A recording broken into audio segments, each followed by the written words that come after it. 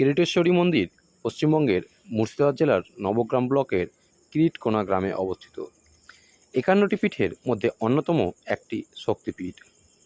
2023 সালের সেপ্টেম্বরে এই এলাকাটি ভারতের সেরা পর্যটন গ্রাম হিসাবে নির্বাচিত করা হয়। পুরাণ বা হিন্দু পুরাণ অনুসারে স্থানটির নামকরণ করা হয়েছিল কিরিটেশ্বরী। পীঠদেবীর নাম বিমলা এবং ভৈরব সম্বর্ত।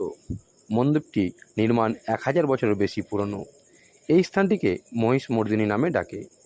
দেবীকে মুকুটেশ্বরী পবিত্র দেবী হিসেবেও পূজা করা হয়। আসল মন্দিরটি 19 শতকে লালগোলার রাজা দর্পনারায়ণ পুনর্নির্মাণ করেন এবং এটি 51টি পীঠের মধ্যে স্থাপত্যের প্রাচীনতম চিহ্ন। এটি মুর্শিদাবাদ জেলার প্রাচীনতম মন্দির। কিভাবে যাবেন? বাসে বহরমপুর থেকে নবগ্রাম বা পলসন্ডা থেকে নেমে টোটোতে করে 15 মিনিট, বা যদি ট্রেনে আসেন তাহলে আজিমগঞ্জ জংশনে নেমে টোটো ধরে 10 মিনিট।